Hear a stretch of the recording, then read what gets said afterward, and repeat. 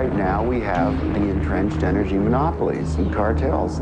You know, we have OPEC and we have the 7 sister oil companies that control all the oil and energy. But what people have to understand is that the people who run the energy business in this world, which is the biggest business on the planet, turning over $4 to $5 trillion a year, it's bigger than guns and drugs, it's bigger than defense. They control the newspapers, they control the governments. But these companies are so big that they regulate the government, which regulates them. It's not free. Nothing is free. But cheap and efficient energy exchange is a viable concept. Now I say that everything in this universe is free energy. It's been dreamed of for hundreds of years that somewhere, someplace, as Tesla said, man will hook his machinery to the very wheelwork which drives the universe itself. The history of science is the history of the suppression of great inventions. A few classic stories. Nikola Tesla. Nikola Tesla is regarded as the founding father of free energy. His astounding developments in the generation of alternating electrical current are still being used today. His most notorious project involved the transmission of wireless electricity into the atmosphere, which allowed for unlimited power to be freely accessed by everyone. When his financial backer, J.P. Morgan, realized that this power system could not be metered, all funding was immediately withdrawn. Tesla's electrical broadcast towers were dismantled, and through Morgan's many close connections with the media and government, Tesla's career was destroyed. In 1977, Bruce De Palma unveiled the first prototype of the N machine, an electrical generator which uses rotating magnets to generate up to 5 times more power than it takes to drive it. I know about the fact that the Japanese government and the Indian government have ongoing projects to produce N machines for domestic power. My partner is Paramahamsa Tiwari, who is the director of the Nuclear Power Corporation of India, which operates all the nuclear plants in India. In late 70s, I learned from Bruce De Palma that he had carried out certain crucial experiments by rotating electromagnets. Tiwari tested a prototype based on De Palma's N machine under laboratory conditions. The results were deemed too impressive, causing disbelief and suspicion among conservative government officials and the power consortiums that backed the project. Tiwari was forced to abandon the project completely. It's a major breakthrough that will no doubt make motorists happy, and as Ralph Robinson explains, the Pentagon is also showing lots of interest in this project. U.S. inventor Stan Myers released his water-powered car engine in 1988.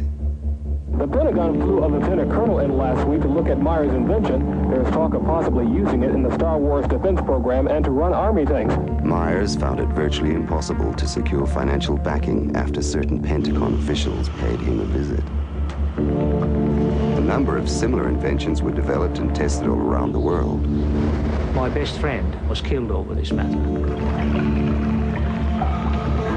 There's a chap here, about 10 minutes away from here, driving. He has been running his car on water since 1986 with the government's permission, provided that he keeps his mouth shut. And with regular intervals, using his own words, they keep warning him to keep his mouth shut. One of our colleagues who have been running car on the water for the 10-year period now, he reckons that it's 26 times more powerful than petrol.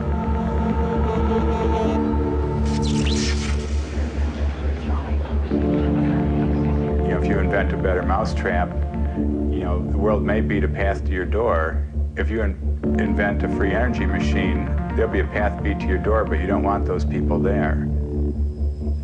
One of the pivotal people that I encountered early in my career was Edgar Mitchell, the astronaut. Liftoff. Liftoff. Edgar J. Mitchell, an Apollo mission astronaut, founded the Noetics Institute in Southern California. The Institute's charter was supposedly to develop alternative energy systems by attracting inventors from all over the country. Mitchell became extremely interested in De Palma's N machine.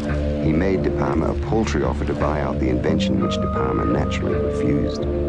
He said to me that if I ever tried anything on my own in California, I would get my head blown off. So I was scared to death. The CIA operates through various very innocent-looking fronts to find out what people are thinking and what they're inventing. Now, what's more innocent than a benign institute founded on transcendental principles to help New Age inventors bring free energy into the world? And that situation still exists in the United States today, where a person that really understands what's going on just can't get their idea out because the alternative science and medical fields have been co-opted by the intelligence services. And he converted this little engine to run on water. This is many, many years ago. And he used it for several years. And somehow the news got out, and one day he got visitors, and he was told to dump the engine or else. 3 weeks later, the man was dead. And the coroner's finding was that he fell off the back of a train. He was drunk. Now, it happened that he didn't drink.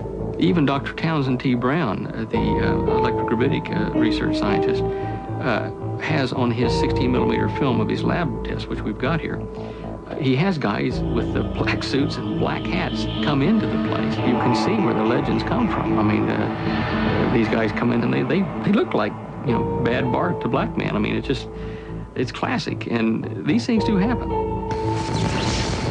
There is no progressive science in a world where every scientific idea is evaluated for its military potential. Power, our energy, and control of energy equals power in the new world order that is emerging. If you control the energy, the way we get around, the way we get electricity, the way we have our TVs and video cameras and stuff, if you do the control of the energy, then you've got control of the people.